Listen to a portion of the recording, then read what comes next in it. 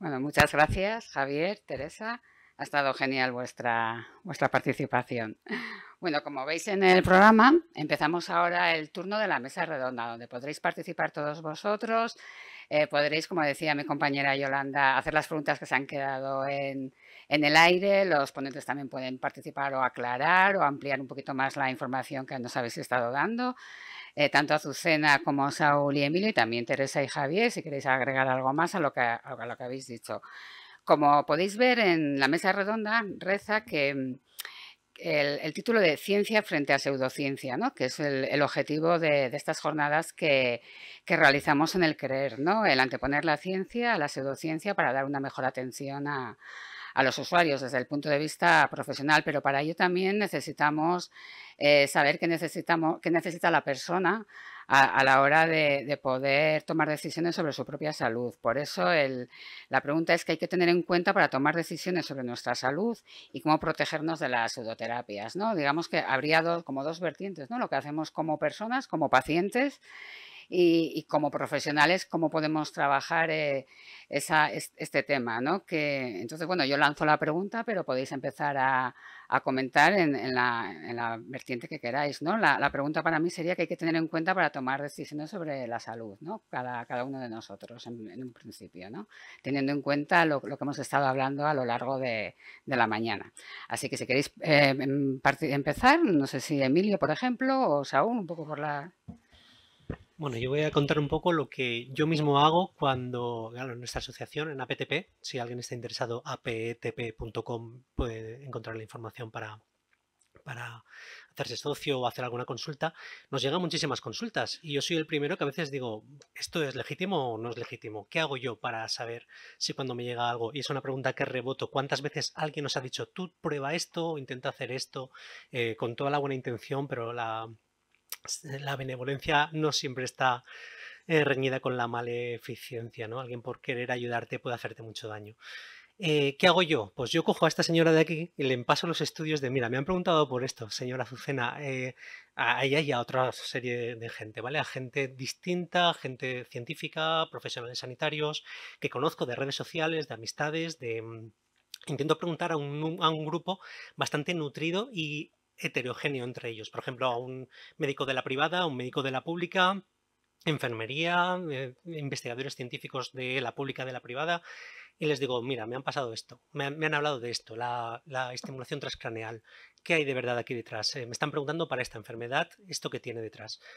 Y normalmente recibo pues si le pregunto a 10 personas, recibo 9 respuestas que más o menos van en la misma dirección. Y una que a lo mejor, a veces hasta me dice todo lo contrario. Y cuando tengo esas respuestas digo, vale, supongo que la respuesta correcta desde mi entendimiento va a ir hacia las 9 que me han dicho estas, pero sigo teniendo la duda de por qué esta otra persona me ha dicho esto. Entonces les doy una segunda tanda de feedback. Oye, que aquí esta persona me ha dicho esto. Y resulta que normalmente, o al revés, a la otra le digo, oye, que esas otras me han dicho esto. Normalmente en la segunda pasada me suelen afinar la explicación de, mira, sí, lo que pasa es que la estimulación transcraneal en general pues tiene estas aplicaciones, pero justo en la esta tal, entonces me afinan el resultado y me dan una información, digamos, más pulida. Entonces, mi consejo siempre es que, sobre todo en cuestiones de salud, mm, es muy fácil decirlo de qué mal puedo hacer, vamos a probarlo. Antes no lo he comentado, pero comentaba que había dicho que iba a comentar cómo lo que peor te puede pasar no es la enfermedad en sí. Y recuerdo casos terribles pues, de las sectas pseudoterapéuticas de las que he comentado, que lo primero que hacen es alejarte de tu tejido social, de tu tejido afectivo, de tu tejido familiar, para precisamente tenerte más a su merced. Yo he visto casos de gente con un cáncer terminal que tú piensas, bueno, pues que prueben lo que sea, ¿no? ¿Qué tienen que perder? Y he visto a esa gente acabar en un hotel alejado de sus seres queridos, muriendo entre agonías, porque hasta le han metido en la cabeza que los paliativos interferían entre ellos y el proceso de curación natural que estaban llevando a cabo. Y además esquilmados de dinero, pero el dinero es lo de menos en estos casos, claro. Lo demás es que han llegado a tener unas muertes terribles, con lo cual yo entiendo que la esperanza a veces cuesta mucho dejarla ir, pero no es verdad que la esperanza es lo último que se pierde. El humor es lo último que se pierde, quizá. Incluso cuando se ha ido la esperanza, como ellos bien han dicho, a veces pues te queda pues bueno, vamos a reírnos de cómo es la vida, vamos a cogerlo por como lo que hay, ¿no? Muchas veces hay que intentar darse cuenta, y esto es muy difícil, ser autoconscientes de hasta cuánto sé, hasta cuánto puedo fiarme de mi criterio, en qué momento tengo que delegar en lo que otras personas ven que me está pasando o ven que estoy haciendo, porque muchas veces son nuestros familiares los primeros que nos dicen, oye, estás probando cosas que o estás empezando a hablar de manera rara o estás introduciéndote en círculos raros, estás cambiando de amistades, estás dejando de quedar con nosotros, y esos ya son síntomas que deberían hacernos a veces recapacitar de, ostras, igual me estoy metiendo donde no es, ¿no? Sobre todo, en mi opinión, lo importante, lo básico es no confiar en nosotros mismos, justamente, sino preguntar a gente diversa y obtener el criterio consensuado, gente diversa que trabaje de primera mano con el problema que queremos tratar y ver a qué consenso, no su opinión, sino ellos que creen cuál es el consenso que tiene la ciencia sobre esto. Y normalmente te van a dar una visión bastante homogénea, que te puede dar la línea de por dónde está la cosa buena. Si preguntas a 10 expertos en neurología sobre la estimulación transcraneal, probablemente te van a decir los 10 la misma cosa o gran parte de lo mismo. Y eso, y quería dejar la pelota botando de cuántas veces os han intentado proponer prueba esto, prueba lo otro, amigos, conocidos, familiares, etc. Bueno, yo en mi faceta de cuidador, yo también pregunto porque no sabes, o sea, muchas veces no sabes qué tienes que hacer ni si te has portado bien o te has portado mal. A mí, yo sé que hay veces que me he equivocado. Yo le pido muchas veces disculpas a la Maribel, eh, porque por eso me gusta que haya reuniones de gente, pues evidentemente, en este caso, de afectados de nuestra enfermedad, eh, para comentar cosas. Oye, pues no lo sé. Y yo me enfadaba muchísimo con la Maribel porque yo me encontraba el cubo de la lavadora siempre lleno de pantalones y de ropa y yo no sabía si era una manía o qué. Dice, es que todo me huele mal. Digo, bueno, pues no pasa nada. Digo, pues a la lavadora. No lo sé, son tonterías y son cosas así como muy sencillas, pero yo hay muchas veces que he necesitado ayuda y comentar las cosas. Y es como dice él, y yo comento todo, oye, pues mira, tienes estos comportamientos, pasa esto, no lo sé, si las comidas que hago son correctas o no, si en fin, andar 5 kilómetros que nos vamos, no lo sé si al final le beneficia o no, pues vamos comentando todas estas cosas. Por eso digo que a mí me ayuda mucho lo que él comenta porque es verdad. Necesitamos ayuda y necesitamos que la gente nos informe porque los métodos esos por descubrimiento, bueno, a mí me gustan, pero no lo sé si son del todo muy ortodoxos, pero bueno, a mí lo que sí que me ayuda de verdad es el hacer una vida normal, el hacer una vida no como si no hubiese pasado nada, evidentemente, porque eso no es así, pero el restarle importancia, el reírnos a tope, que es lo que hacemos, ¿sí o no? Y no sé, el pasarlo lo mejor posible, el contarnos 40.000 chistes y el disfrutar. Nada más. Teresa. Me olvidan las cosas, como no me lo he apuntado, a ver qué iba a decir ahora. No sé. Bueno, que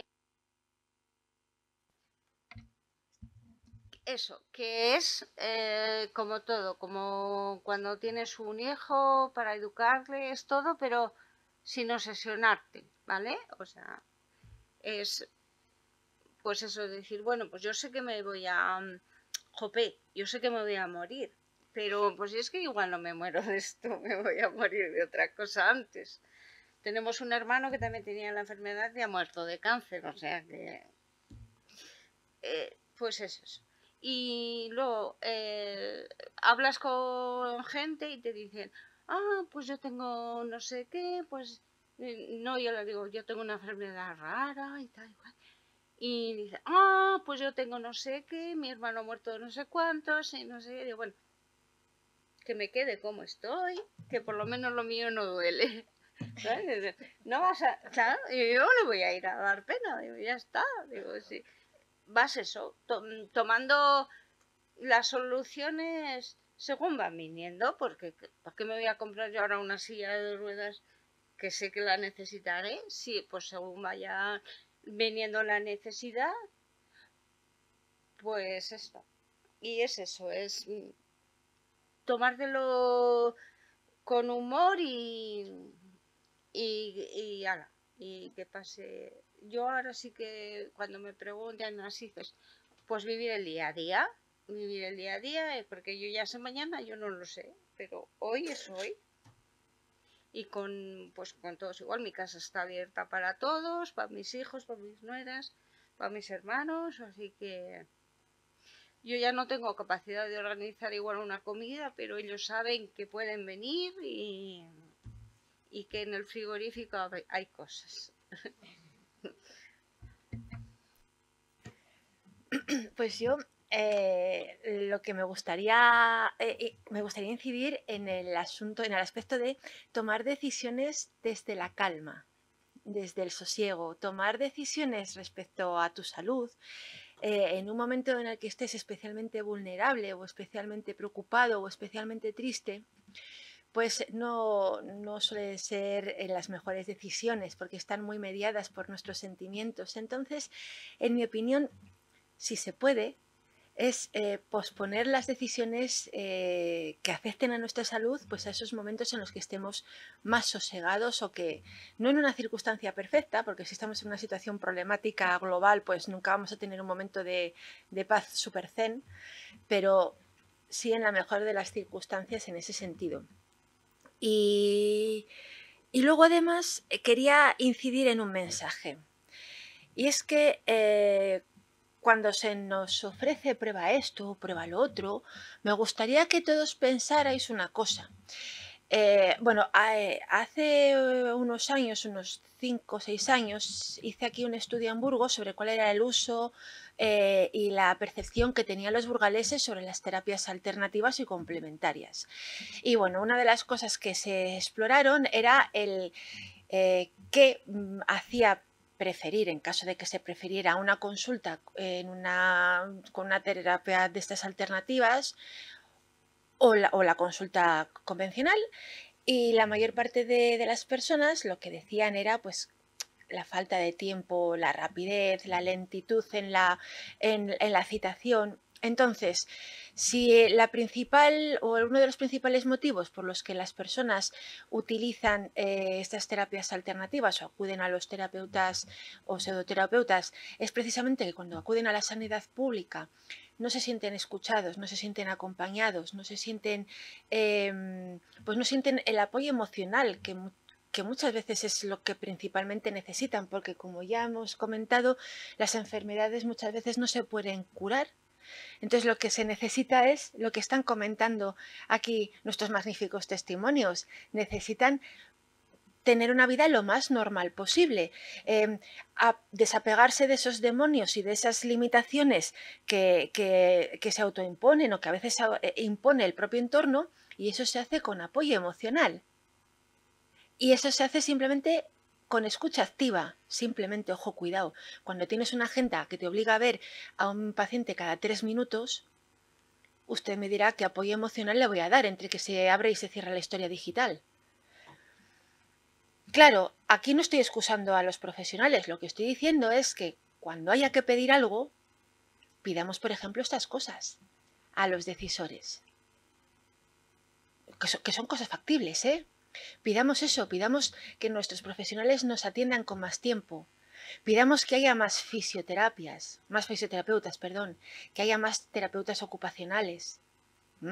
Igual no necesitamos tener el último Da Vinci aquí en Burgos, igual es ridículo tener la tecnología puntera, igual seguro que es ridículo, porque para tener algo puntero luego también tienes que tener profesionales punteros que muchas veces a Burgos como que no se quedan en otros sitios. Es mucho más interesante igual tener eso, más profesionales que hagan tu día a día mucho más agradable y mucho más fácil. ¿Y por qué no? profesionales que se dediquen a estudiar y a divulgar cuáles son los activos en salud que tenemos en las ciudades. Los activos en salud son aquellos sitios de nuestra ciudad que podemos utilizar como personas que buscamos mejorar nuestra salud y nuestro bienestar, que no cuesta dinero, pero que son sitios que generan esa salud y ese bienestar, como por ejemplo las bibliotecas públicas, los parques.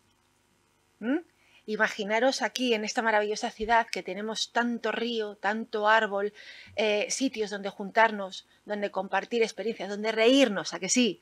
Donde reírnos de los pantalones, de todo. Esos activos en salud, eso despeja los demonios, previenen las alteraciones emocionales, previene la depresión, mejora nuestro estado de ánimo y eso no nos va a curar. Pero a nuestros cuidadores, bueno, pues van a tener la vida un poquito más fácil, nos lo vamos a pasar todos mejor y sí, no nos vamos a curar, pero es que de la otra manera tampoco. Y yo prefiero pasarme la tarde en el Parral que en una sala de espera del Lugo. O esperando a que me atienda el fisio o lo que sea. Entonces eso, que las decisiones que tomemos en salud, que lo hagamos desde la calma, que pensemos muy bien qué es lo que necesitamos para pedirlo, para solicitarlo, que si lo que necesitamos es apoyo emocional, que si lo que necesitamos es que estos activos en salud se activen aquí en Burgos, pues que igual se lo podemos solicitar al ayuntamiento a través de la correspondiente concejalía, que son recursos que ya tenemos.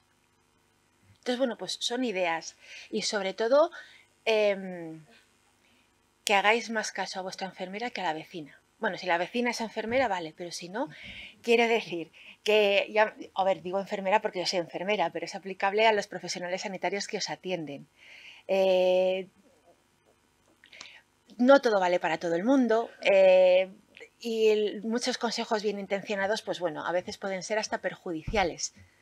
Entonces, bueno, confiar un poquito en los profesionales sanitarios, confiemos un poquito más en la ciencia, reconociendo sus limitaciones y huid de las promesas, huid de todo lo que parece excesivamente fácil y huid de todos los que saben más que los de Tolosa, huid de todos estos personajes que saben más y que el gobierno lo sabe pero no quiere que tú te enteres porque así pierden el dinero y las farmaindustrias. Huid de conspiraciones porque la vida es mucho más fácil que todo eso y la vida es tan maravillosa como nos ha explicado Javi, como nos ha explicado Tere, como nos están explicando todos en esta mesa. Bueno, pues yo otra vez, sin que nadie se enfade, no, yo lo voy a plantear distinto, ¿no? La pregunta cómo tomar decisiones sobre nuestra salud en el campo que nos ocupa. Aquí hay distintos puntos, yo creo, muy importantes y voy a permitirme el lujo de retomar otras cosas que han salido a lo largo de la sesión de hoy. El concepto de toma de decisiones en enfermedad es un concepto sumamente complejo porque van a ir sucediendo muchas cosas a lo largo del curso evolutivo de la enfermedad que van a condicionar la manera en cómo se toman decisiones. 100% de acuerdo en que el impacto emocional no es el mejor momento para tomar decisiones. La mejor herramienta que tenemos en nuestras manos, para mí, para decidir es la información, aquello que nos hace libres a la hora de decidir entre opciones es disponer de la información que nos hace, en consecuencia, libres de decidir cuál de las dos nos interesan. Necesitamos informar muy bien a la gente y ahí viene el segundo punto.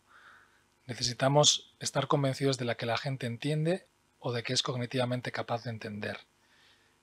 Eso implica necesariamente que en el contexto de enfermedades que afectan a la cognición, que es lo que a mí me toca, tenemos que ayudar a registrar cuáles son las decisiones que una persona quiere tomar y va a querer tomar cuando no sea capaz de tomar decisiones. Las enfermedades progresivas nos ofrecen una oportunidad única y es que son relativamente previsibles. Eso implica que a diferencia de si yo mañana padezco un accidente y no he podido anticipar nada, hoy podríamos trazar una línea bastante previsible de cosas que van a poder ir sucediendo en función de la enfermedad que estemos padeciendo. Y empezar hoy, que somos capaces de decidir y que tenemos una forma de entender la enfermedad y lo que es cuidar de una persona con una enfermedad de X manera, establecer cuáles son las directrices de lo que voy a querer hacer, de lo que no voy a querer hacer, de cómo quiero que me traten y de cómo no quiero que me traten. Este es un tema extremadamente sensible, pero extremadamente importante, que todos entendéis, pues que conlleva muchas cosas. En relación a lo que comentaban por aquí, a mí la experiencia con la enfermedad de Huntington ha transformado mi vida personal y laboral, porque es verdad, es un clarísimo ejemplo de lo que es capaz de hacer el contexto a un proceso devastador como es una enfermedad como es el Huntington, ¿no? La forma en cómo se construye el entorno del paciente, cómo moldea y modifica ya no el curso natural de la enfermedad, sino la vivencia de la enfermedad. Desde el instante en cómo comunicamos a una persona si ha heredado o no una enfermedad que tendrá dentro de 30 años, hasta la manera en cómo manejamos lo que está sucediendo, puede cambiar completamente la película. Y por eso insistía tanto en esto cuando daba la charla. Una vez asumimos que tenemos delante escenarios que nunca vamos a poder arreglar, y hay que ser muy coherentes con esto, no los vamos a poder arreglar, al menos nosotros no lo viviremos. Hay que ser muy coherentes con lo que incuestionablemente modifica el curso. Fijaros una cosa. Si hubiésemos sometido a un ensayo clínico controlado con placebo, doble ciego,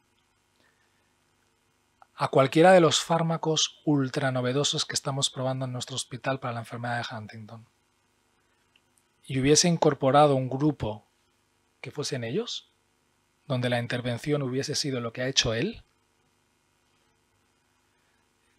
los resultados serían obvios.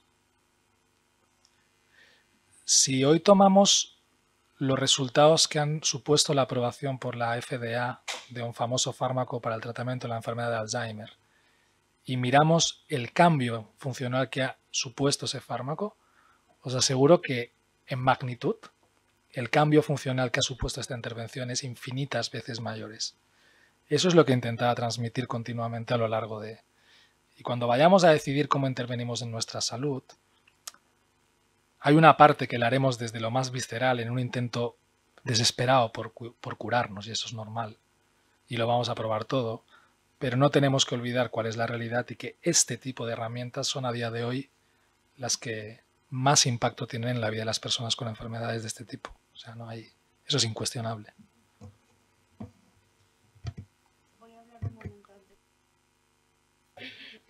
Que me he acordado que os he dicho que el testamento notarial, bueno, pero el vital, o sea, el testamento vital, sabiendo lo que tienes, pues lógica, o sea, te va a pasar, o sea, si hoy puedes salir y te puedes caer un tiesto en la cabeza, pero ahora sabiendo lo que tienes y sabiendo que hoy es el mejor día que vas a tener, que a partir de ahí, pues es que lo del testamento vital es que es un descanso, que es que te tomas todas las decisiones ahí. Dices, quiero lo que la medicación, sí, no, que me den de comer, que no, todo, hasta cómo quiero que sea mi incineración, es que es absolutamente todas las decisiones que tú tomas.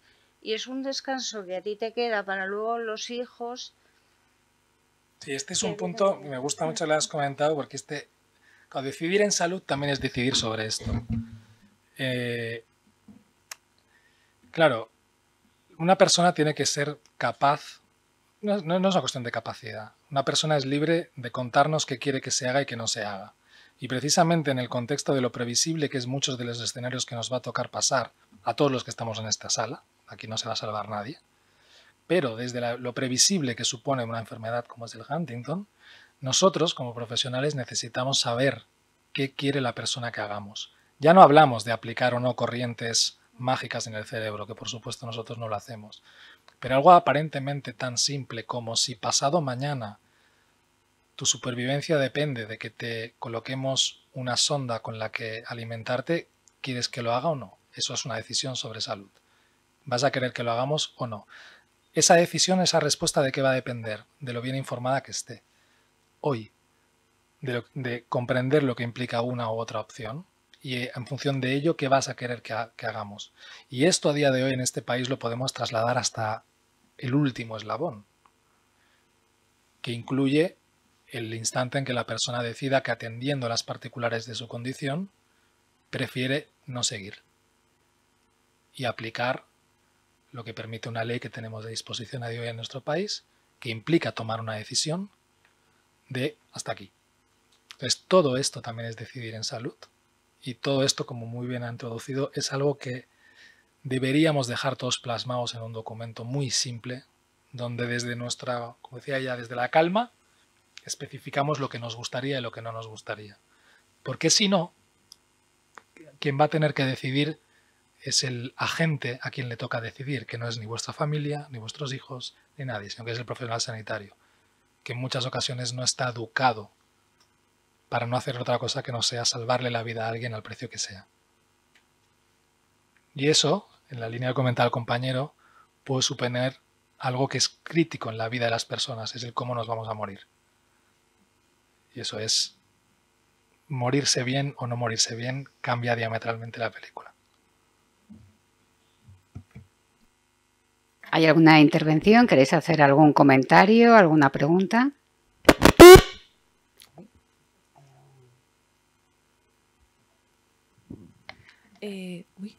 ¿Se escucha?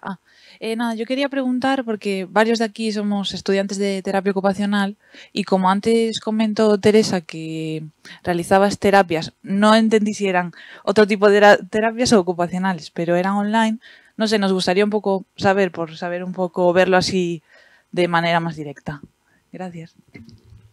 Nosotros, al hacernos de la asociación de familiares, te ofrecen esa terapia. Lo que pasa que debería de ser en un sitio físico, pero como la asociación de familiares está aquí en Burgos y nosotros estamos en Aranda de Duero, pues no lo hacemos por Skype. Entonces, claro, es un poquito cognitivo, o sea, es muy poco, porque es 1 hora a la semana de terapia cognitiva.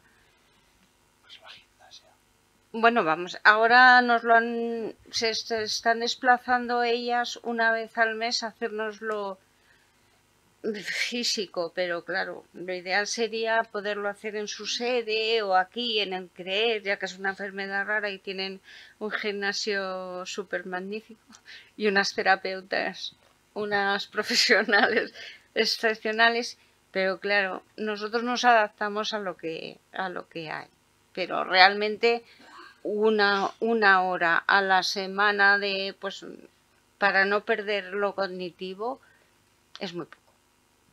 Vale, muchas gracias. Hola, soy yo otra vez. Al respecto de la toma de decisiones de las familias, creo que a veces estamos muy limitadas porque nos falta una información veraz, a pesar de que yo huyo de esas pseudoterapias de las que hablabas y un poco por mi formación o de formación profesional, bueno, creo que tengo bastante claro que cuando me dicen que mi hijo no debería de tomar lácteos o X cosas, pues bueno, desconecto ahí, ¿no? Ya no sigo. Pero a veces nos falta información veraz porque las enfermedades son tan minoritarias que realmente no sé dónde está esa información tan fina. Nos falta implicación de los profesionales, quizá nos falta también que los profesionales estén bien formados y totalmente, ¿no? Y bueno, y a veces nos sentimos desprotegidos y en un ámbito que no controlamos. Entonces, buscar información que sea veraz es muy difícil. Ese espejismo de la mayoría, cuando buscamos esa información, ¿quién nos da esa información? ¿A quién le interesa que tengamos esa información? ¿Por qué esas pseudoterapias o esas terapias que están en el limbo de esos tratamientos con ondas cerebrales o llamémosla como queramos, ¿por qué están ahí disponibles? ¿Quién las pone? ¿Y con qué objetivos y qué fines? Entonces, a veces esa toma de decisiones es muy difícil, muy difícil. Estamos muy solos y es una labor de investigación y de lucha diaria. Y cuando hablas y lo hemos comentado antes, de pedir a los decisores, yo desde que me levanto por la mañana tengo una lucha hasta que me acuesto. y cuando me acuesto la lucha sigue siendo mental a veces. En mi ámbito personal, diario, amigos, cole, profesionales, nosotros sí que hacemos logopedia, terapia ocupacional, etc. Entonces, pediría, no sé si el subdelegado, como se ha ido ya tan rápido, pues creo que los ciudadanos necesitamos ese apoyo, esa guía, y que a veces se nos carga a nosotros con esa responsabilidad que muchas veces se nos escapa. Y quería darte la enhorabuena, Tere, por lo bien que lo has explicado, y pedirme un hermano como Javi para Reyes. Y nada, muchas gracias.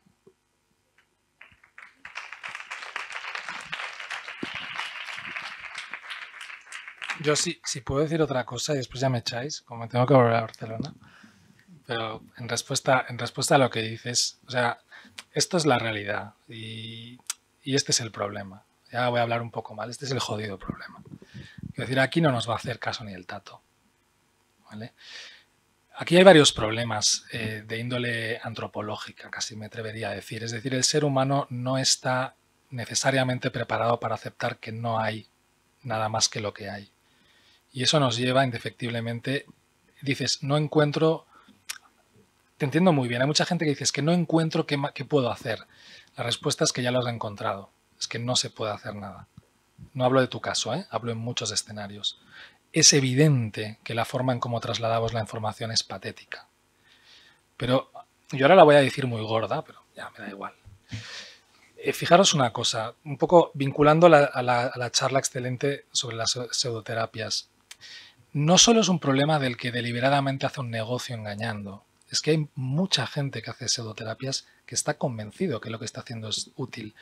El componente psicológico, la personalidad del ser humano es terriblemente variable. Hay personas, todos lo sabéis, que siente afinidad por el mundo de los ovnis y del tarot. Hay gente que no, hay gente que es profundamente cristiana o religiosa, hay gente que no, etcétera, etcétera, etcétera. Es decir, hay una parte relativa a lo más menos místico, a lo más menos mágico, que forma parte de nuestra realidad antropológica. Eso no lo vamos a cambiar ni a base de yo dar charlas de ciencia, ni a base de dar charlas sobre pseudoterapias. Es una variable inherente a nuestra condición humana. Eso es así. Hay un colectivo que se aprovecha, incuestionablemente. Pero hostias, tenemos un Vaticano, ¿eh? Es que es sorprendente. Pero con todo el respeto del mundo, no voy a decir nada en favor o en contra de las creencias, pero es que tenemos muy asentado en nuestro ser lo intangible, ¿de acuerdo? Entonces es una tarea muy, muy difícil. Y cuando a una persona terriblemente racional le expones con una infinidad de opciones que ella evalúa, es que incluso esa racionalidad no existe. Porque no somos seres racionales, como muy bien ha ejemplificado él con un ejemplo que yo suelo utilizar en las charlas, que es la del cubo. Incluso cuando cognitivamente sabes que eso es imposible, el cerebro decide que eso es posible. Entonces, es una pelea brutal que tenemos a muchos niveles. Y que lamentablemente, esa solución fácil que sería que existiese una estructura política que nos solventa la papeleta porque tiene el poder, eso no va a suceder. Eso no va a suceder nunca. Y no nos van a llenar los hospitales, no nos van a dar más horas para visitar. Tenemos más terrazas en Barcelona, no tenemos más profesionales sanitarios. No va a suceder. Es así. Tenemos lo que caracteriza a nuestra sociedad. Y esto no es una visión pesimista, esto es lo que es. Ahora, si me lo permitís, le voy a poner un poco la puntilla a Saúl. Que sí. Vale, pero sí que se pueden mover las cositas poco a poco. Lo que pasa que no desde la queja y no desde la inacción, sino desde la acción. Por eso os decía que hay que saber a quién hablar, en qué momento, en qué términos y qué decir. ¿Para qué? Para conseguir poco, sí, pero poco, al final algo se puede ir moviendo. ¿Que nosotros no lo veremos? Seguro. El problema es que el tiempo siempre juega en contra del paciente. Y el poco a poco pone más nervioso que otra cosa. Depende. También, pero si nos quedamos aferrados a esa idea, no nos moveremos nunca. Entonces yo entiendo perfectamente desde la posición del paciente que es exasperante. Pero bueno, yo también creo que los pacientes también pueden entender que si no es por mí, por los que vengan.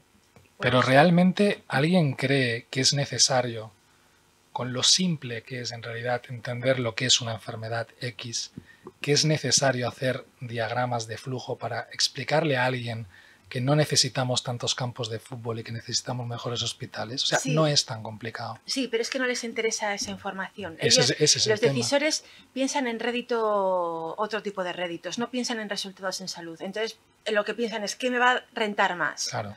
Esto o lo otro. Por eso os digo que nos tenemos que organizar como lobbies. ¿Para qué? Para que te tengan en cuenta, de alguna manera, para que les rente quedar bien con vosotros. Sí, fijaros una cosa en el caso del Huntington, ahí te doy totalmente la razón. ¿Sabéis de dónde sale todo el dinero con el que se han desarrollado todos los fármacos a día de hoy disponibles para Huntington y toda la investigación de Huntington? De un único donante.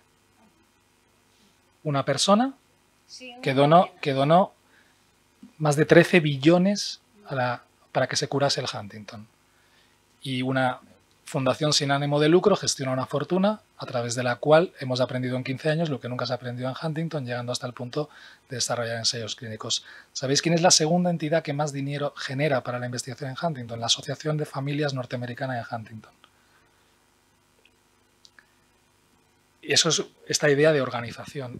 Ellos han conseguido, por un único donante interesado por la enfermedad por razones obvias, y las familias han generado más dinero y más avance en investigación y en tratamiento que ningún gobierno. Eso es así. Pero el poder de la asociación es brutal cuando se hace bien, es brutal. Y por supuesto, desde allí, el impacto que eso tiene o que podría tener en los órganos que deciden, sin duda. Pero si yo como profesional voy a contarles la película, lo he intentado 1000 veces, Sí, yo aprovechando de forma paralela a ese trabajo como lobby que tiene su efectividad y es necesario, yo me pongo ahora en el papel, enganchando un poquito con el comentario que hacía la mamá, dices, como profesional, cuando te llega una persona con un diagnóstico, una enfermedad rara, que tú además, si a lo mejor tienes ya el pronóstico, más o menos, nunca le puedes anticipar, está claro, pero sabes lo que a lo mejor estás haciendo demasiado o creyendo demasiado en todo lo que te ofrecen, te apuntas a todo, no hay terapia que rechaces porque humanamente es imposible rechazarla, dentro de lo que es la terapia. Digo, tal vez a lo mejor esta responsabilidad nuestra como profesionales que atendemos a personas con enfermedad rara en la intervención que hacemos de todos los niveles, terapia ocupacional, fisioterapia o cualquier tipo de intervención, cómo la sustentamos para que a la hora de ofrecerla podamos poner en tela de juicio esa que no está sirviendo para nada o creemos que no le han dado la suficiente argumentación para convencer a la familia. Si a mí una familia me pregunta, oye, ¿esto está bien o mal? Quiero decir que la duda la tienes tú. No han sido capaces de convencerte, yo tengo que hacer ese trabajo, pero tengo que ofrecerte seguridad en lo que te doy. ¿Cómo la creo? Ese es el dilema un poco en raras. No puedo referirme a más casos donde voy creando. Ese es el conflicto. ¿Cómo creamos evidencia en enfermedades raras? Cualquier tipo de intervención. Bueno, en ese sentido, te puedo dar una propuesta. En base a un estudio que hice justo antes de la pandemia sobre el discurso que había entre los antivacunas en redes sociales, bueno, ese análisis nos ayudó a crear una serie de recomendaciones de, bueno, primero vimos cuáles eran los argumentos más habituales, cómo rebatirlos con evidencia científica, ¿vale? Porque para eso sí que había evidencia científica, era como una guía para los profesionales de si te dicen esto, bueno, pues tú tienes estos datos para refutarlo, no sé qué, no sé cuánto. Y luego además había una serie de recomendaciones que ya iban más al trato hacia los pacientes. Y es, en primer lugar, si te ves cara a cara con una persona que es firme y creyente de todas estas cosas, tiene sus sesgos, en primer lugar no le juzgues, intenta no juzgar a esa persona. Aléjate de posturas paternalistas, que somos muy de ser así, y es una de las cuestiones que aleja a las personas que creen en pseudoterapias. Cuando no se atreven a comentar con los profesionales sanitarios que se ponen la cebolla en la cabeza porque dicen, ¿para qué se lo voy a decir si además de no darme soluciones y de no escucharme, como le diga lo de la cebolla, se va a reír de mí y no sé qué? Entonces no te lo cuentan. Entonces te tienen que notar abierto, que te lo cuenten, calma. No critiques, no le hagas ver que está haciendo tonterías, que eso es una bobada, que no sé qué, que no sé cuánto. Eso es lo primero. Diálogo. Aunque sea una patraña, aunque sea horroroso lo que te estén, calma, diálogo. Intenta comprender por qué ha elegido eso, por qué ha llegado ahí. Porque si desde un principio nos enfrentamos a sus creencias, tenemos la batalla perdida, totalmente. Es como intentar a alguien del Barça que se haga del Madrid. Imposible. Entonces, primero, calma, que te explique, que te cuente. Y de verdad, que te cuente por qué está ahí, por qué cree eso y qué es lo que necesita. Y a partir de ahí, del sosiego, se puede ir construyendo poco a poco, no en una charla de 5 minutos, sino poco a poco a través de un diálogo de confianza, ir poco a poco construyendo y a ver. Y si hay cosas que hacer pseudoterapéuticas que realmente, si quiere salir a la calle con una cebolla en la cabeza y él se siente seguro, pues que lo haga. Que lo haga. También tenemos que ser flexibles en ese sentido. Con lo de las vacunas sucedía que muchos profesionales se negaban a completar, a vacunar a niños cuando los padres tenían duda o reticencia vacunacional frente a algunas vacunas. Era como, o te pones todo el calendario vacunacional o pista. O sea, o empezamos desde la primera y seguimos la pauta, o olvídate. Eso no puede ser así. Con los profesionales de salud pública se puede reajustar el calendario y si tienes reticencia sobre una vacuna o dos, ábrete y que se vacune del resto. Pero esa es una práctica que a veces no se hace. Los profesionales no estamos abiertos a eso. Se puede hacer. Intentar negociar en ese sentido. Igual algunos de mis compañeros no están de acuerdo porque son más beligerantes respecto a las pseudoterapias y a estas posturas más neutras, pero en mi opinión, a la hora de tratar con los pacientes, desde luego una actitud beligerante, una actitud paternalista, no consigues nada. Por alusiones y enganchando también con el tema de qué se puede hacer y qué no se puede hacer, pues yo francamente estoy de acuerdo en que una de las mejores decisiones que se puede hacer es pues tener la mano izquierda de decir, vale, ahora mismo en su concepción de las cosas le han pintado la vida de esta manera y yo voy a intentar reconducirlo hacia la carretera donde está la información adecuada. Problema número 1, que a menudo, más que información, hay desinformación interesada. No están por casualidad ofertando estas técnicas en muchos sitios, estas neurofeedback, estimulación craneal, etc. Muchas veces se acogen a lo que hablaba antes de la moda, ¿no? La moda no solo es en las pseudoterapias, también ocurre en las terapias normales. Cuando algo se pone de moda, un centro quiere tener lo último de lo último que aparenta ser al menos lo puntero para atraer a clientes a su... De hecho, he visto hasta clínicas de fisioterapia donde ofertaban osteopatía y tú conocías a esos clínicos y decías, ¿por qué estás ofertando esto?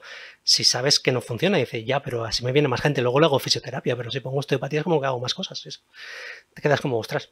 O sea, hay cosas que con que tengan un mínimo de verosimilitud, porque tampoco hay muchos grises, ¿vale? Como decía antes, hay muchas cosas que es como, vale, esto tiene cierta evidencia un poco floja, como en el caso del Alzheimer, hay una nueva medicación, bueno, te pones a estudiarla, es como, pero como no hay nada más, pues igual hacen un poco la vista gorda y dejan pasar esto, pero en fin, que si hubiera algo mínimamente mejor, probablemente ni siquiera le darían el pase, o por otros intereses creados que haya por detrás.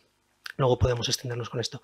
En APTP, cuando Mario Rodríguez murió y su padre Julián Rodríguez empezó con toda esta lucha, en España todas las publicaciones o casi todos los periódicos eran publireportajes de homeopatía, de lo que les echaran, ¿vale? Cualquier cosa la publicaban acríticamente. De hecho, cuando empezamos a poner un poco el puño sobre la mesa en universidades, sacando estudios de universidades. A este charlatán no le dejamos entrar en Barcelona, pero su plan era meterse en Barcelona. Ya tenía un pie puesto en Oviedo. En varias universidades de España se había intentado colar en Alcalá de Henares en cuarto de fisioterapia. Encima eso, encima enfocados al profesional sanitario. Los echamos de allí, es decir, con un poco de activismo conseguimos ya algo a nivel asociacional básico. A nivel social, poco a poco se fue generando un poquito de movimiento que provocó que de repente los periódicos dijeran, ostras, que aquí hay un problemón, ¿no? Que esto que estábamos ofertando o publireportizando, de repente no solo no es bueno, sino que está muriendo gente por esto. Claro, los periódicos enseguida huelen la sangre y eso les mola. Entonces enseguida empezó a moverse el tema de la palabra pseudoterapias, que antes no se escuchaba. Resultado, 10 años después, a pesar de que los mismos charlatanes siguen sueltos, Pamia sigue vendiendo sus lejías y sus hierbas, Corbera sigue con su centro facturando a saber cuánto, con más de 1 millón de seguidores en Facebook. Pues a pesar de eso, hemos conseguido que no estén en las universidades, hemos conseguido que los medios de comunicación cada vez sean más críticos y hasta abandonen cierta equidistancia que empezaban a tener al principio. Decían, bueno, sí, esto es malo, pero vamos a hablar también con un responsable de homeopatía para que nos cuente su visión. Cada vez están haciendo eso menos y están diciendo, no, esto es la información veraz. No voy a ponerlo al mismo nivel que lo que me quiera contar un charlatán. A nivel político, que es un poco el tocar los... Bueno, sí que es verdad que cuando hay cierto movimiento social, empiezan a decir, ostras, ¿esto de qué va, no? Cuéntame, ven. Fuimos a hablar con todos los políticos. Fui personalmente a hablar con el consejero de Sanidad de Madrid, a decirles, mira, es que si entras en Curar Cáncer Madrid, en Google, sin mucho esfuerzo te salen 100 centros en Madrid que te dicen que te curan el cáncer con charlatanería. ¿Sabéis qué respondió? Pero nosotros pensábamos que iba a decir como, vale, pásanos el listado y le echamos un ojo. Nos dijo, no podemos poner un policía en cada calle. Y nos quedamos como, ¿perdona qué? Y dijo, tenemos demasiado trabajo, incluso inspeccionando las empresas que están legalmente registradas por los chanchullos que hacen a veces con adulteración de medicamentos y tal, como para ponernos a ir batiendo calle a calle la gente que ni siquiera está registrada y no sabemos nada de ellos. Y dije, bueno, pues estamos totalmente desprotegidos, ¿no? Hablando con los diputados en el Congreso, porque fuimos a hablar con los diputados, era impresionante cómo desde algunos partidos que ya lo habían vivido en propias carnes, en algún familiar que había caído en estas cosas, decía, sí, hay que hacer algo con esto. Otros decían, mira, es que esto que dices es una pseudoterapia, pero yo lo he probado y a mí me funciona. Y también dices como, hay mucho trabajo por hacer. Todo esto se plasmó en el plan Comprueba, que por desgracia empezó a funcionar justo antes de que estallara la pandemia y se quedó un poco en agua de borrajas. Pero bueno, que poco a poco hay una compañera de la asociación de ARP, que por cierto es la que tiene tenemos en ARP ¿cómo se llama? Una ayuda para investigación, por si alguien está interesado. Tenemos una beca, Sergio López Borgoñoz, que puede buscar para hacer investigación en temas de pensamiento crítico, que es la que hizo Azucena.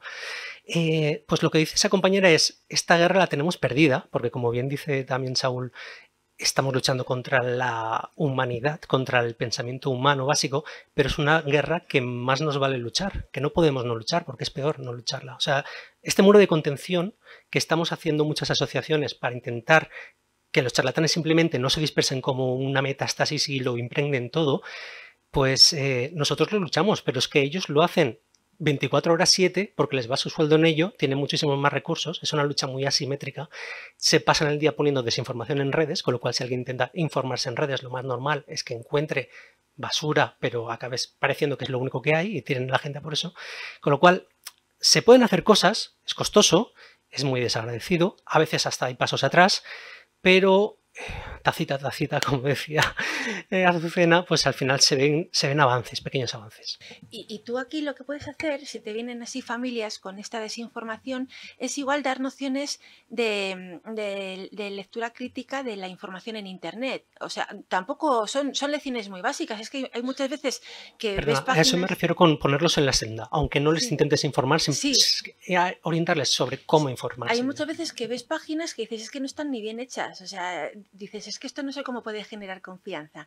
Desde que no tiene al autor debidamente identificado, no sabes nada de él, le buscas y no pone nada, dónde ha estudiado, pues si resulta que no hizo más que la EGB, no sé, este tipo de cuestiones. En la página web hay muchos temas que, bueno, hay guías sobre qué ítems buscar en una página web sobre salud para ver si es fiable o no. Y me imagino que estas personas, como tienen ya sus sesgos tan arraigados, dirán, bueno, es que eso es lo de siempre porque no queréis que no sé qué. Fíjate, me entra también el conflicto un poco ético profesional siguiente. Incluso terapeutas reconocidos, perfiles, psicólogos, fisioterapeutas, educadores, que se agarran y ponen en práctica metodología no probada. ¿Hasta qué punto la terapia de rehabilitación neurocognitiva, que estamos utilizando 1000 plataformas que se han puesto más o menos de moda, estamos seguros? ¿Qué peso como profesionales tenemos para recomendar eso y no otra cosa? O sea, que de ahí salen esas ofertas que hay, que te vas hasta Bilbao a recibir una terapia por saber si funciona o no, porque a lo mejor como profesionales nos queda una labor por hacer. En raras es muy difícil hacerla. Ese es el conflicto, esa es, digamos, un poco la línea.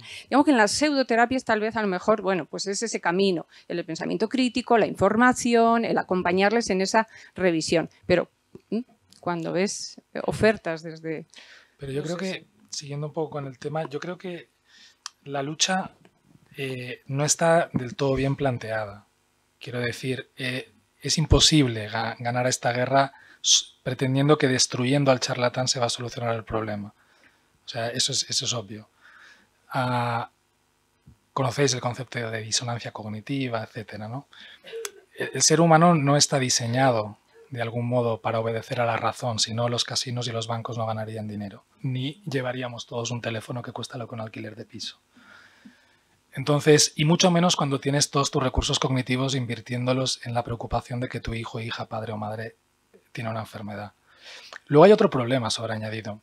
Yo trabajaba con un compañero que era experto en drogas, hacía neurociencia de las adicciones y de las drogas. Yo le decía, joder, con todo lo que sabemos sobre las drogas, ¿por qué se sigue vendiendo alcohol? Y él me contestaba, ¿qué crees que pasaría si dejásemos de vender alcohol? Quiero decir, estos charlatanes hacen bien su trabajo, sí, pero cubren, entre comillas, una necesidad. Erradícalos. ¿Qué hacemos con esa necesidad? ¿Dónde vamos? ¿Volvemos a la iglesia? ¿Nos vamos a Lourdes? Esa necesidad es humana. Entonces, hay que poder ofrecer algo. Las personas se resignan a aceptar que no hay nada que se pueda hacer. Y quizás, y aquí entro, a veces nos falta una mano que es difícil de desplegarla, que es incómoda de desplegarla, de realidad. Esta es la realidad. Y si tuviésemos este margen que ella explicaba también de trabajo emocional con y para acompañar en un proceso para el cual ya no vamos a poder hacer más, y si todo el mundo fuese como él, un excelente cuidador, posiblemente esta búsqueda de soluciones, porque no tengo nada, iría hacia abajo. Mientras no lo tengamos, incluso si eres Steve Jobs, te vas a aferrar a lo que sea. Entonces, es que es un tema extraordinariamente complejo. A la pregunta de la intervención neurocognitiva, respuesta muy fácil y me van a matar todos los que hacen plataformas. Si la pregunta simple fuese, ¿las plataformas de estimulación neurocognitiva en procesos degenerativos o bla, bla, bla, han demostrado eficacia como que tal, acorde a lo que tenemos a día de hoy? No. ¿Significa eso que no las tenemos que utilizar? Posiblemente no, posiblemente tenga esos matices. Significa, por tanto, como bien decía ella, que entre lo que tenemos publicado y lo que sabemos y lo que vemos hay que articularlo de modo. Pero a la pregunta, ¿esto es recomendable? ¿Esto va a hacerme mejorar? La respuesta es no. Pero ¿y entonces por qué mejoran los pacientes? Porque ahí intervienen muchos mecanismos. Cuando haces un ensayo clínico en una enfermedad fatal, durante los primeros 6 meses, y os puedo hablar de enfermedad de Huntington o de enfermedad de Parkinson, la respuesta al placebo es idéntica. El problema más grave que tenemos ahora metodológico en enfermedades degenerativas de las que yo trabajo en ensayos clínicos es el efecto placebo. Es una respuesta brutal. Estoy hablando de gente que no puede caminar, que pasa a caminar. De gente que va en silla de ruedas, que pasa a levantarse y caminar en respuesta al placebo.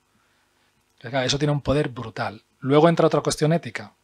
Si yo sé que no tiene solución, si yo sé que no voy a poder tener nada, si yo sé que el placebo funciona, ¿lo utilizo? Yo he recetado caramelos. Es lo que, bueno, en la charla lo he comentado, que se puede trabajar con el placebo, pero de una manera ética, Claro. comentando que es placebo, pero funciona. Claro. Sí, totalmente. Pero creo que es que el tema es de una complejidad enorme. Y luego hay, pues, lo último, y en el matiz de lo que tú haces, luego las enfermedades minoritarias hay una obviedad. Es decir, a ti te preguntan, ¿qué nivel de evidencia tenemos de que X intervención en Dandy Walker sirve? No tenemos ninguna, porque no tenemos los casos, porque no tenemos los estudios. Ese es el gran problema. En el lobby del Huntington, en Roll-HD, nos ha permitido estudiar una enfermedad minoritaria como si no lo fuese. Más de 30.000 pacientes seguidos a lo largo de más de 10 años. Sabemos todo. Perfecto. ¿Y qué hacemos con el 22q11? Tenemos ni idea. Gracias. Bueno, tenemos ya poquito tiempo. Creo que querías intervenir, ¿no, Esmeralda? Y sí que me gustaría, antes de tu intervención también, si podemos dar para finalizar un toque, ya que aquí tenemos estudiantes y profesores, el papel de las universidades en todo esto que estamos hablando, y a mí sí que me gustaría también que se destacara un poco el papel importante de los colegios profesionales, ¿no? En este sentido. Y ya con esto podríamos estar todo el día hablando, ¿verdad? Sí, yo pero tenemos que ir un mes cerrando. igual. Nada, perdonarme el monopolio. No, solo quería decir al hilo de lo que decía Yolanda, que yo he hecho un peregrinaje para que me dijeran que la neuroestimulación no servía de nada. Y todos los profesionales con los que he hablado, nadie me lo ha dicho. Se han interesado por el método, tal. Y a mí me hubiera gustado que me dijeran cómo ha sido hoy tan claro. Es la primera vez que han sido claros conmigo y he leído muchos papers. Soy una persona que he trabajado en investigación como estadística, como matemática, he trabajado en investigación sobre cánceres, etcétera, y me he desengañado mucho de esas investigaciones porque vamos a buscar la variable que nos interesa ajustar, ¿vale? Entonces, he buscado desesperadamente que me dijeran, tienes razón, esto no sirve de nada. Y no lo he encontrado. Y nada, pues eso. Gracias otra vez a Una todos. cosita sobre eso. Hasta yo, hoy, con toda mi lucha de 10 años, yo tenía ganas de decirte, prueba lo que sea, porque es que entra dentro de la... Me refiero a que sé, incluso sabiendo que no funciona, yo he sido... O sea, a mí me han colado alguna, incluso sabiendo que no funciona, por estar en un momento de vulnerabilidad. Por eso estoy aquí, para recordaros que la manera que... No va de pseudoterapias, o sea, el núcleo de esto, y vale tanto para ciencia en curso como para cualquier tipo de información en salud, hay que aprender los básicos de cómo funciona la evidencia. Para una persona normal de calle que no tiene conocimientos es muy difícil, pero para eso existen asociaciones como la nuestra. En cualquier momento podéis preguntarnos, ¿esto qué? Y nosotros ya nos buscaremos la vida, que sabemos cómo funciona esto, para hablar con la gente que de verdad sabe, y será, Saúl, ¿esto qué? Azucena, ¿esto qué? Y mucha más gente. Y entonces con eso es con lo que os da. Y a lo mejor la respuesta es, esto nada, esto no hay nada que hacer, lamentamos la respuesta, pero peor es que te dejes llevar por gente que va a ser nada y encima vas a perder dinero, salud, tiempo. También hay algunas que son unas pseudoterapias, que son evidentemente que lo son para personas con dos dedos de frente, ¿no?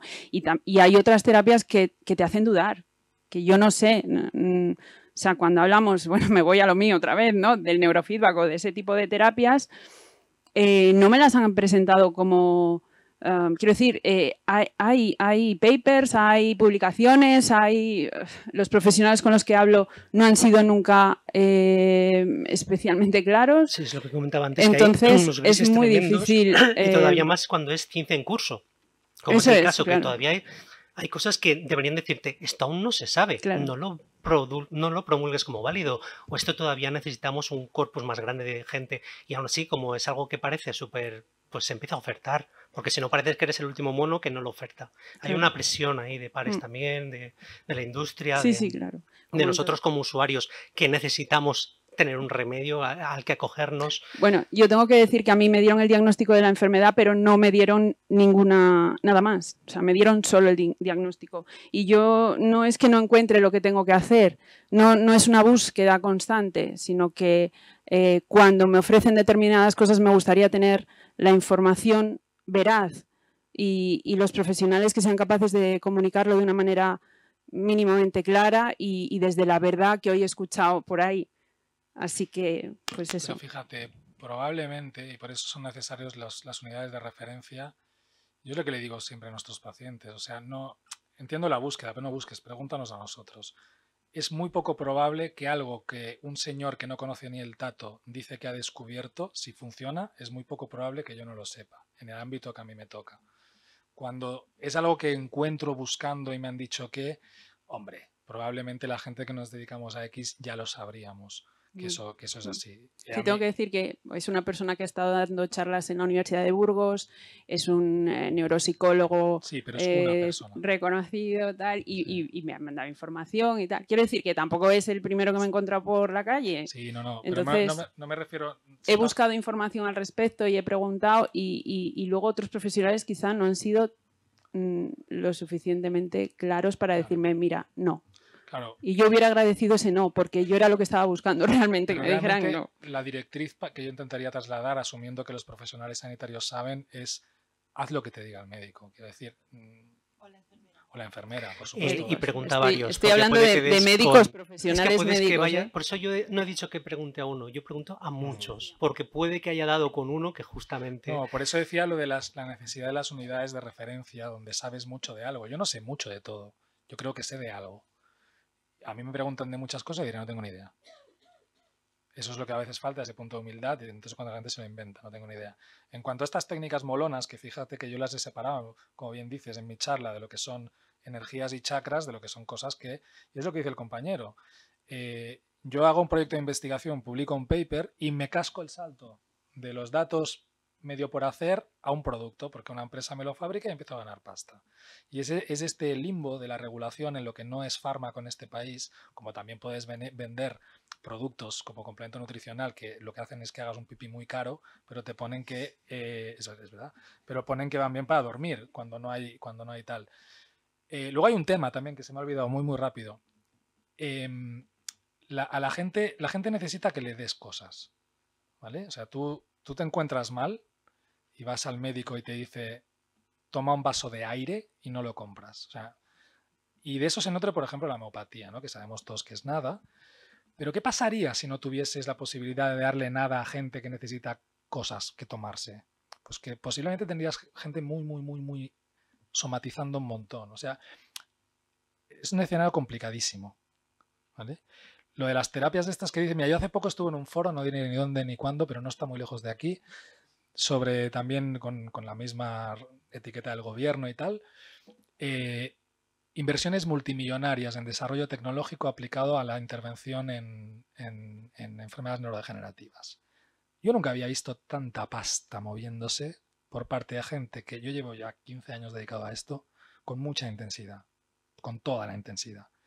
Nunca había visto tanto dinero dedicado a cosas que no tienen ni puto sentido, con perdón. Ninguno. No hice amigos en ese foro. ¿Sabes? Pero jodido. Lo curioso es que había una de las personas que manejaba el asunto que no entendía qué hacía yo allí. Ahí el debate era cómo desarrollamos tecnología para utilizar en enfermedades. Y me pregunto, ¿pero tú qué haces aquí? Claro, la respuesta fue, hombre, si tú no entiendes qué hago yo aquí, lo estás haciendo como el culo. Porque si alguien nos explica de qué va esta película, pero hemos desarrollado un software que te hace no sé qué. Perfecto. ¿Te interesa que lo usen o te interesa desarrollar lo que te den la pasta? Ese es el tema. Lamentablemente, ese es el tema. Y con el sello, ¿eh?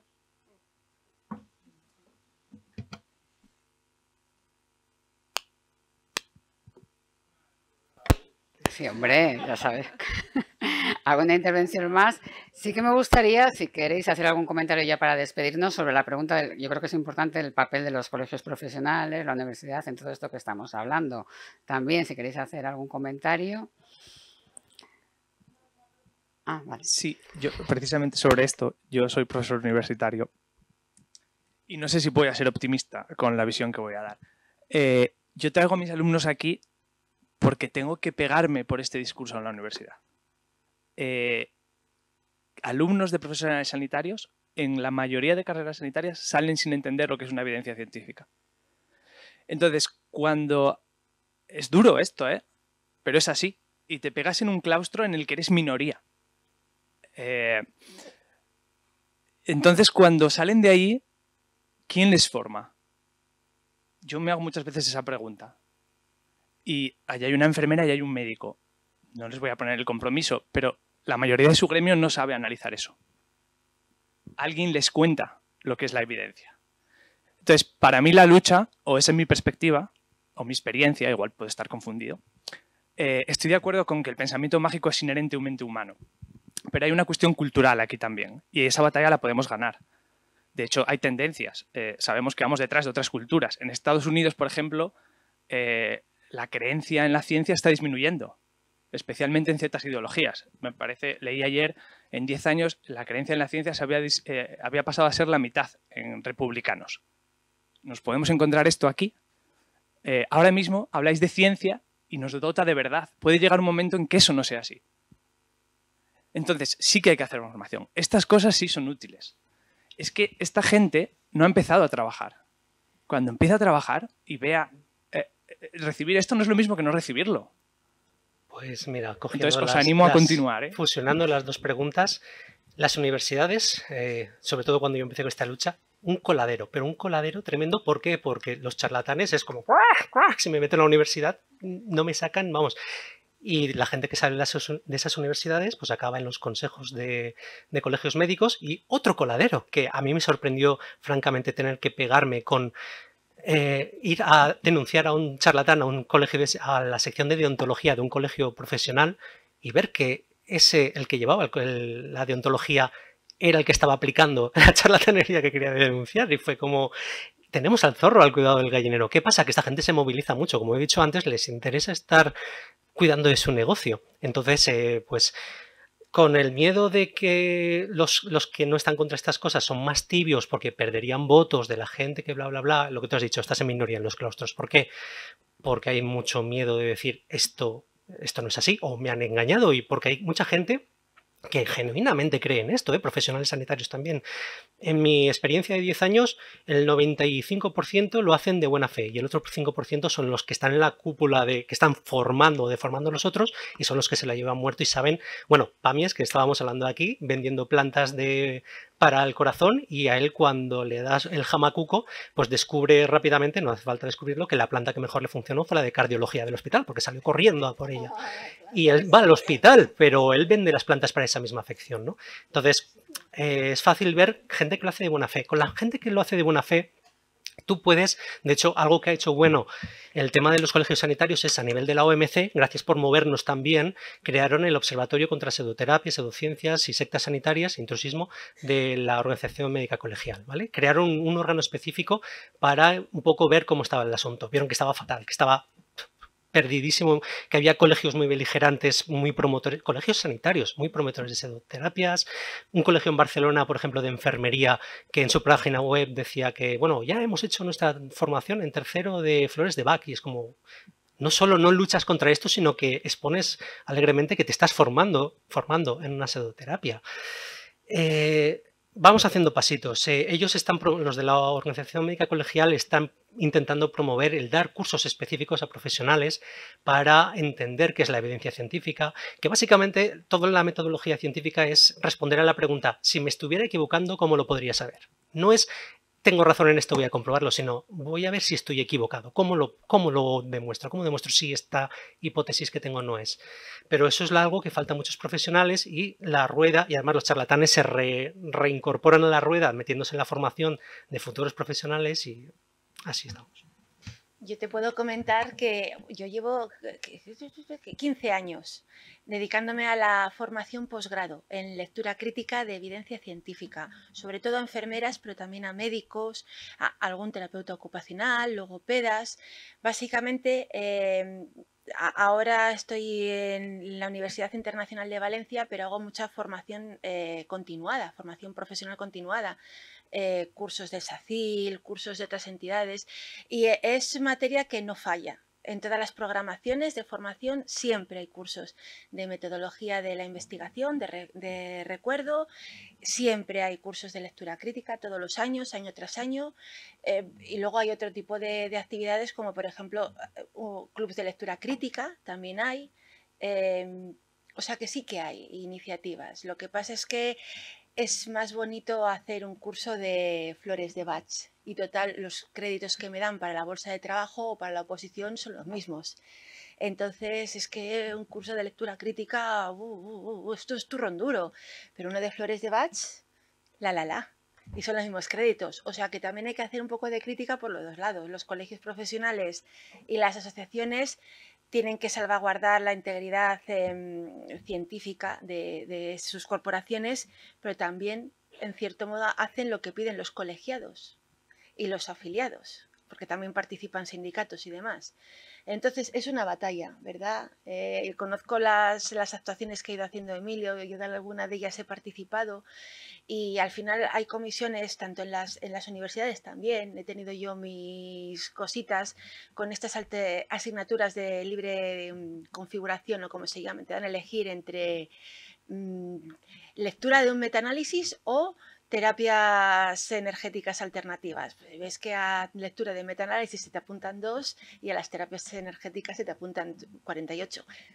Porque son 3 créditos que, oye, ¿sabes? Entonces, pues es complicado y hay que jugar muchas cartas con muchos actores, pero se hace, o sea, hay gente haciéndolo. Lo que pasa es que es ingrato y un poco cansino a veces, pero bueno, es poco a poco, hay martillo pilón. Yo llevo 20 juicios a mis espaldas, con eso no lo dejo claro cómo es esta lucha. Bueno, muchas gracias a todos por vuestra participación. Yo espero que, a pesar de las barreras que podamos ver en este tema, que esta segunda jornada sirva para que podamos seguir haciendo más jornadas y abrir y sensibilizar sobre estos temas tan importantes, solamente por vosotros, porque nosotros trabajamos para las enfermedades raras y sus familias, y luego también para nosotros como profesionales el poder tener cada vez más recursos para poder dar esa atención y esa información de la que hablamos. Muchas gracias a todos y espero veros también por aquí. Gracias.